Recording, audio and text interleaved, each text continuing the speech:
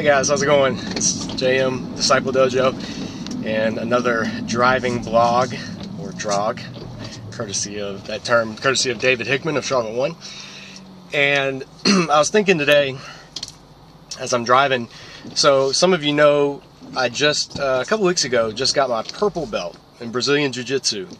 That doesn't sound impressive if you're used to hearing black belt and second, third degree, fourth degree black belt, all this stuff, but in most martial arts, you can get a black belt within, depending on how much you train, maybe 3 to 5 years. In Brazilian Jiu-Jitsu, it takes a lot longer. I think the average is close to maybe 10 or 12 years, and longer depending on how often you train. So I've been training for about 6, going on 7 years now, and there's 5 belts, white, blue, purple, brown, and black. So I am just got my purple belt, and purple belt's considered fairly respectable. I mean, it was a big accomplishment for me. I didn't expect it, and didn't know if I was ready or not. And the thing about getting the purple belt, and then I think I'll feel this way when I get my brown, and probably when I go on and get my black belt, is I feel like there's so much that I don't know in terms of Brazilian Jiu-Jitsu, in terms of grappling. Unlike martial arts where you stand up and fight, like punching and kicking, grappling martial arts are so much more intricate. They're so much more mentally strenuous. There's so much more thinking and strategy involved, just because of the near infinite number of positions that you can find yourself in. Whether you're on offense or defense, whether you're countering something or countering a counter to something, there's so much, it's so in depth. And when you first start out, if you're not around people of a high level, a high skill a lot, you may not realize how much you don't know.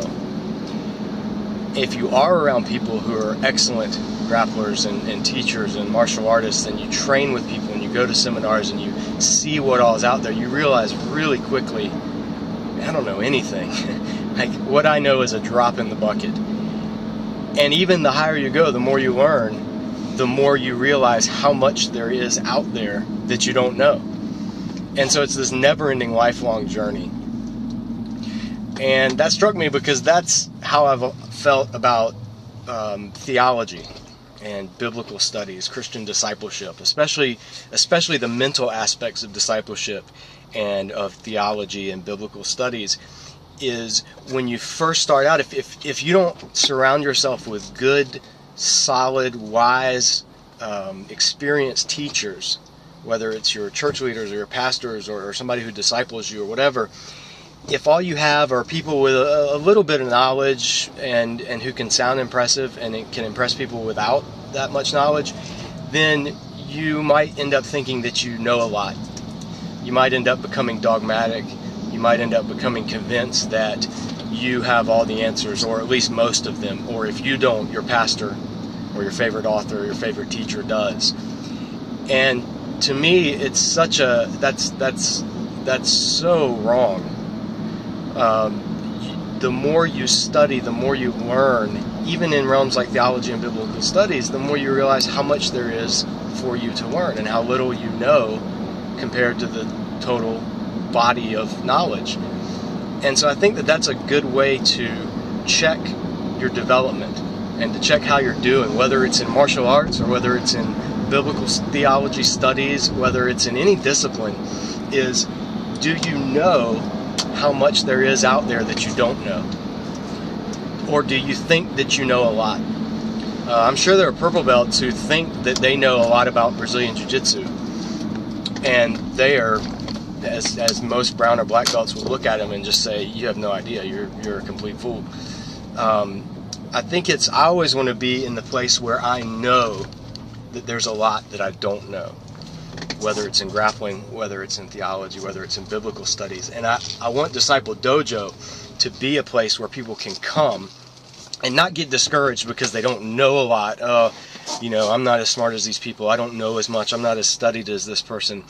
But to be a place where people can come and go, I'm open. I'm open to learn. I'm open to have discussions with other people. I'm open to have dialogue. I'm open to be challenged. When I go to jiu-jitsu and I go to grapple someone, if they're a higher belt level than me, they're more experienced, then I'm there to learn. I'm there to learn from them and to, you know, just say, no room for ego. I'm here to learn. You know, I'm not going to try to show you how much I know. I'm going to try to learn from you. I'm going to do my best, and I'm going to try to beat you. And if I end up catching you one round, get a submission or something, that'd be great. But that's not my goal.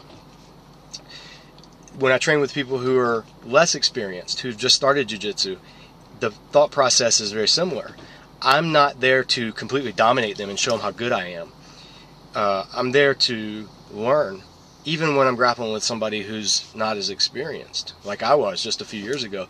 I'm there to better myself and learn how I react based on what they do, and to grow.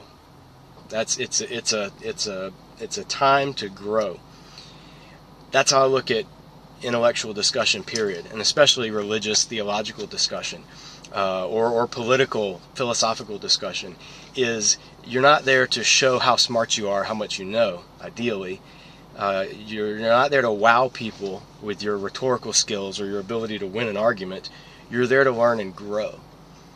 And it's just, I don't know, it struck me when I was thinking about the two. I try to correlate spiritual discipline with physical disciplines a lot and show the relationships.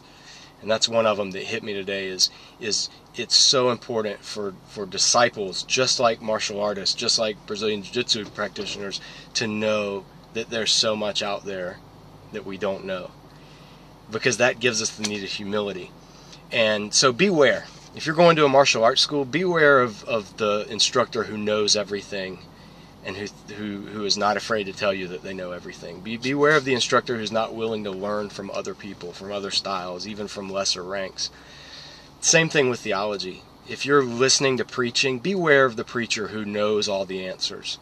Beware of the Bible teacher who has commentaries written on every book of the Bible and who has answers for every biblical question. And there's nothing wrong with giving an answer, but you know what I'm talking about. People that just, they know everything. You know who they are. Beware of those people, and don't become one of those people. I never want to become a martial artist who thinks he knows everything, and I never will, because I get my butt kicked regularly, which is good. Same thing theologically and spiritually. It's good to get your butt kicked a little bit when we start to think we know more than we do. So continue to grow, continue to train, whether it's physically, whether it's spiritually, preferably both, and continue to be challenged. Continue to be humbled. So anyway, this is just a random vlog. I'm here. I've got to run, take care of some business right now. I've got to deposit money so that Disciple Dojo can continue to do what it is I do.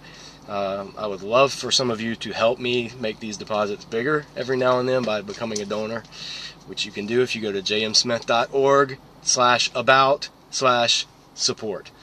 Or you can email me and message me directly. I'd love to get some help financially with keeping this thing going. But anyway, that's your Disciple Dojo driving blog/drog for the day.